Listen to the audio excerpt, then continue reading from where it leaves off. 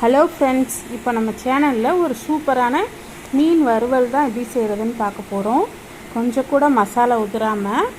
இப்போ இது செய்கிறதுக்கு ஒரு பிளேட்டில் 1 டீஸ்பூன் உப்பு, மிளகாத்தூள் 1 டேபிள் ஸ்பூன், மல்லித்தூள் ஒரு 1.25 டீஸ்பூன் சேர்த்துக்கோங்க.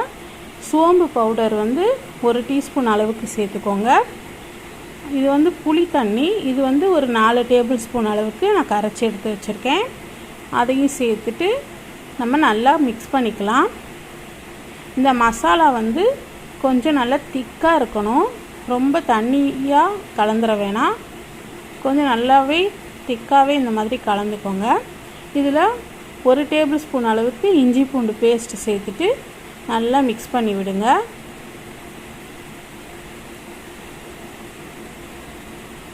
இப்போ நம்ம நல்லா மிக்ஸ் பண்ணியாச்சு. நான் ஒரு 1.5 கிலோ மீன் எடுத்திருக்கேன். அந்த அளவுக்கு நான் இது மசாலா யூஸ் பண்ணியிருக்கேன். 1.5 கிலோ மீனில் நம்ம இந்த மசாலாவை எல்லாத்துலேயும் நல்லா இந்த மாதிரி தடவி விடுங்க. எல்லா பக்கமும் நல்லா தடவணும்.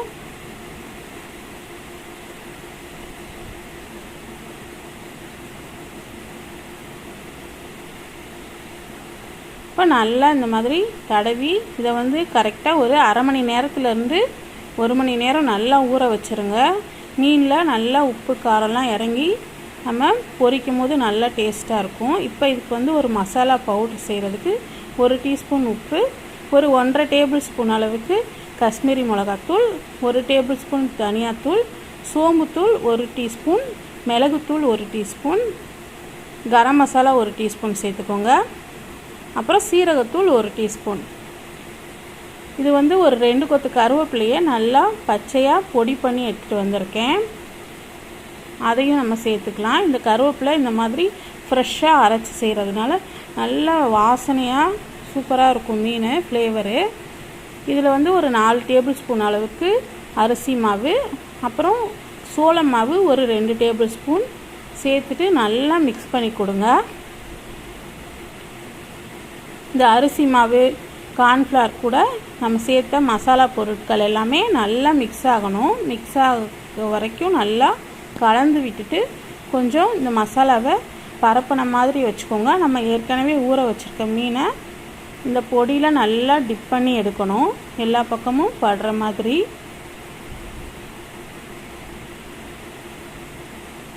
நீங்கள் ஒரு டைம் மீன் வறுவல் இந்த மாதிரி ட்ரை பண்ணி பாருங்கள். ரொம்ப சூப்பராக இருக்கும். நல்லா கிறிஸ்பியாக இருக்கும். உள்ளே நல்லா உப்பு காரம்லாம் பிடிச்சி சாப்பிட்றதுக்கும் நல்லா செம்ம டேஸ்ட்டாக இருக்கும்.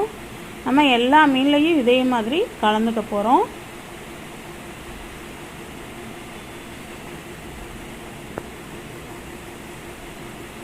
நீங்கள் மீன் கம்மியான அளவில் சேர்த்திங்கன்னா மசாலா பொருள் அதோட கொஞ்சம் கம்மியாக சேர்த்துக்கோங்க. இப்போ எல்லா மீன்லையும் நம்ம கலந்தாச்சு. இப்போ நான் ஒரு தோசைக்கல் காய வச்சுருக்கேன். அதில் ஒரு 4 டேபிள் ஸ்பூன் எண்ணெய் ஊற்றிக்கலாம். எண்ணெய் சூடானதும் நம்ம ஒரு மீனாக இந்த மாதிரி அடுக்கிக்கோங்க.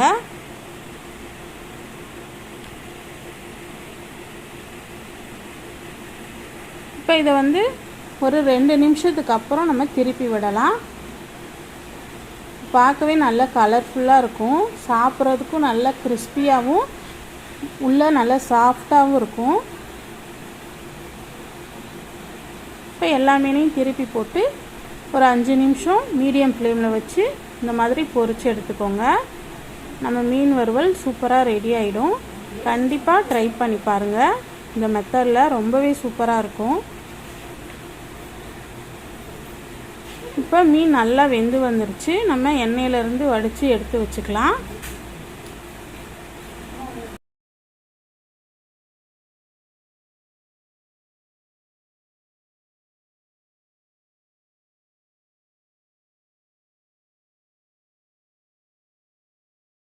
நம்ம அடுத்த ஈடையும் இதே மாதிரி போட்டு பொரித்து எடுத்துக்கலாம். இந்த மாதிரி ட்ரை பண்ணுங்கள். ரொம்பவே சூப்பராக இருக்கும். நான் போகிற ரெசிபீஸ்லாம் உங்களுக்கு பிடிச்சிருந்தா லைக் பண்ணுங்கள், ஷேர் பண்ணுங்கள். மறக்காமல் நம்ம சேனலை சப்ஸ்கிரைப் பண்ணிக்கோங்க. இப்போ ஒரு சைடு வெந்துருச்சு. நம்ம மறுபக்கம் திருப்பி போட்டுக்கலாம். மீன் பொரிக்கும் போது அடுப்பை கொஞ்சம் மீடியம் ஃப்ளேமில் வச்சு பொரித்து எடுத்துக்கோங்க. அப்போ தான் உள்ளே நல்லா வெந்து வெளியில் நல்லா கிறிஸ்பியாக இருக்கும். தேங்க்யூ.